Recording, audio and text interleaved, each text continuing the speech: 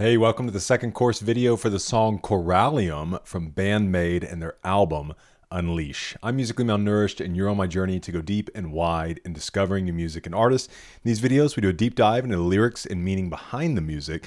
So let's get in, see what's going on with Corallium.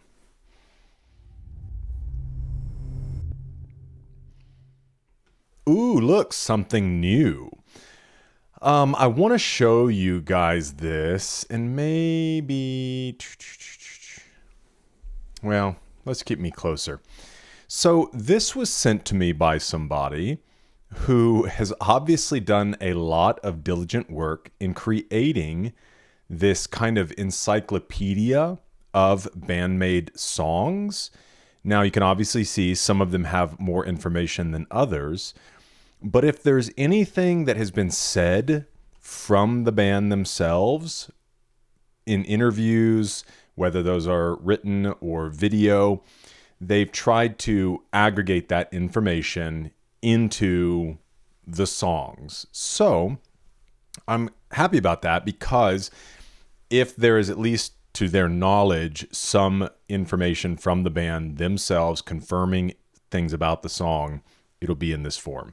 So that brings us into Corallium, and you can obviously see the other information that is available here, if that tickles your fancy, and then the links to different ways to view it.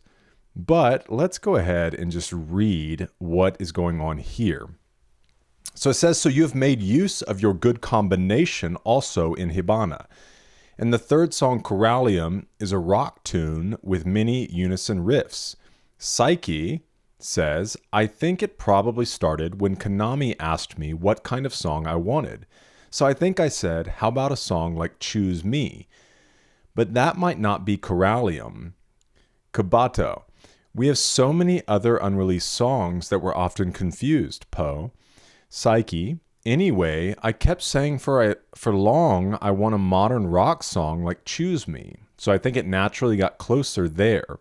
This song also has an excellent vocal melody. I think it's calm for a melody by Konami, so I sang it with a dark vibe. Kabato, the lyrics are dark too.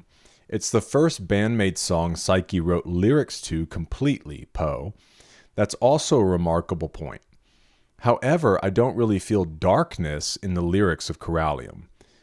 Kabato, it's dark from my point of view. I feel the darkness probably because I know well about Psyche, Poe, laughs. Psyche, rather than darkness, more of a little clingy woman.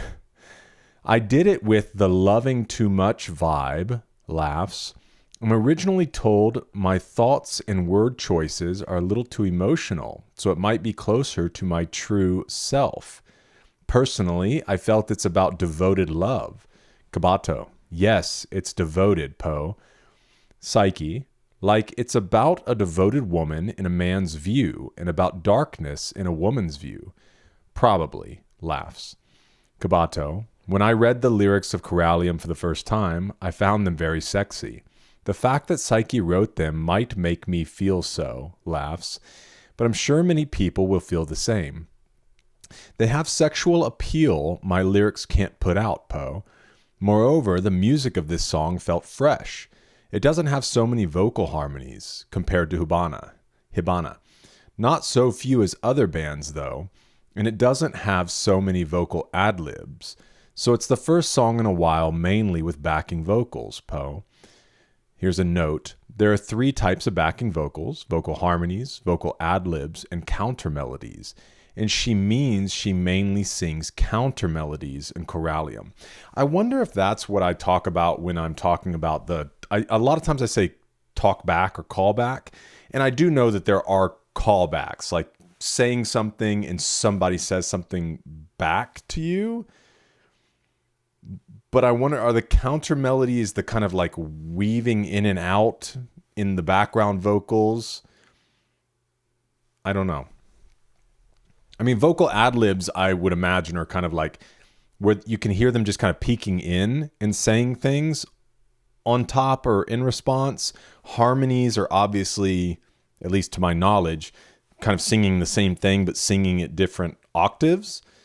And then counter melodies, I don't know, or maybe a counter melody is singing something in a different way than the verse or the primary singer. Let me know if you have some other information there. Kabato-san, or Kabato, you sing an octave above in the first half. So they kind of explain it. You sing an octave above in the first half of the development part, and then you go down quickly to an octave below in the second half, and it's giving you timestamps. So from 135 in the song, and then from 217. I would reference the song, but I try to keep these videos from being copyright. So we won't, but you can go back and reference it. I realized again you have a wide vocal range. Moreover, this single has a lot of highlights of the instrumentalists. Kabato. That's right. It has extremely a lot of highlights. Po. Psyche.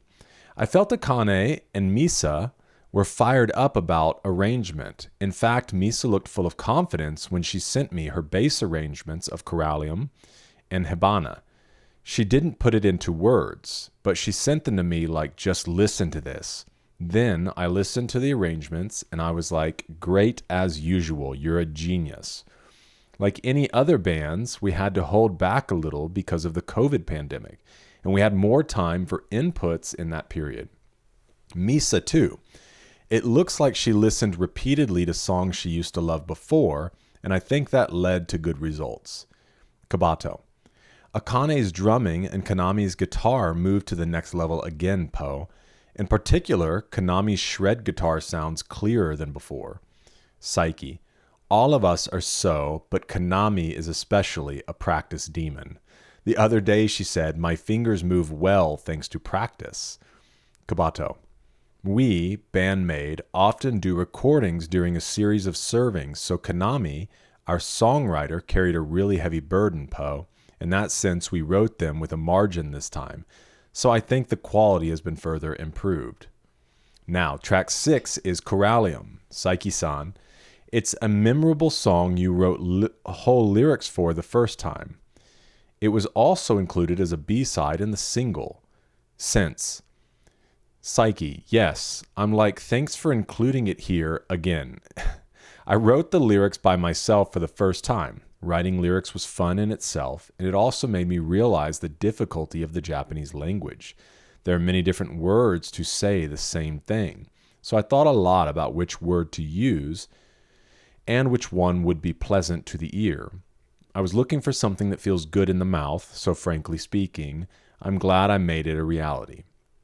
Psyche-san, your lyric writing has become another strength of the band. The contrast between your sweetness and intensity is also brilliant.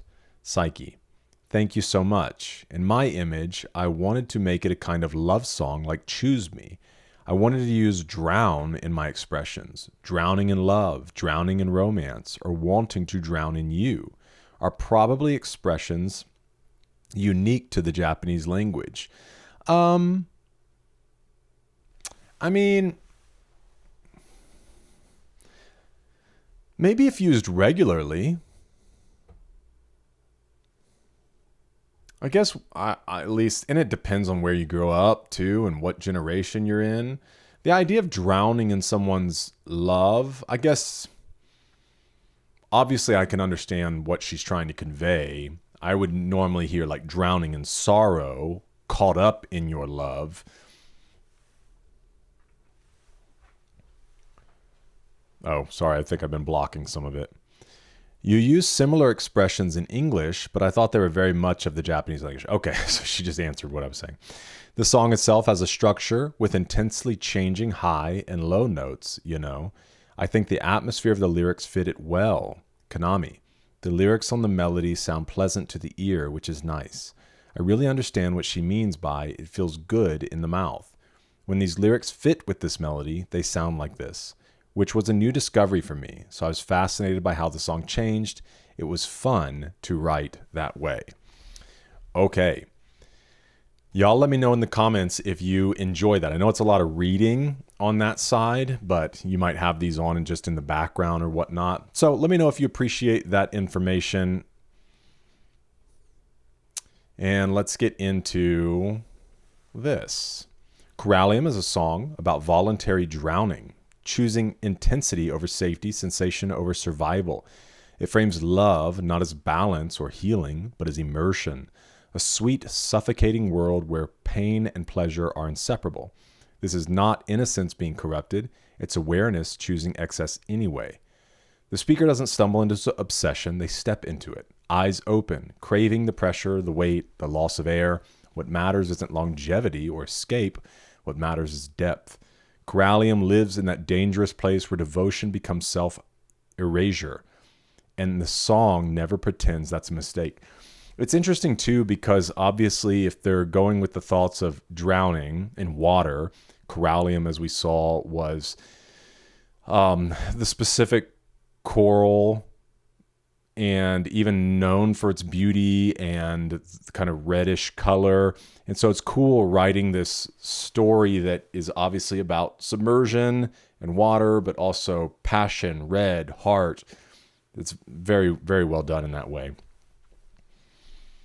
I've wandered into a sweet world, just like this, forever, endlessly. I want to stay intoxicated. I want to drown. Hold me. I'm so excited. Hey you, I'm locked in. Can't even move. That unique way you move, it becomes a habit. What's happening to me? You are being submerged in this person. Take me. You can break me. This feeling of wonder. I don't care what happens anymore. I want to breathe beside you. Don't be alone. Never make me sad. Tighten your grip. Fall deeper. I've wandered into a sweet world. The fact that I'm drowning, I can't get enough of it. If there's a future without you, I can't live. So drown me out now. Love that feels tacked on. Emotions numbed into nothing. Even beautiful words dry up. Get me out now. Take me, you can break me, this feeling of wonder, melt me harder, take me completely. Being normal is boring anyway. Anyone else won't do anymore. Bye-bye. I've wandered into a sweet world. There's no hesitation in drowning. In a future without you, I don't even feel interest, so drown me out now. The bridge, it hurts and it's dear to me. In the dim water, staring at the bleeding blue sky. I'm drowning.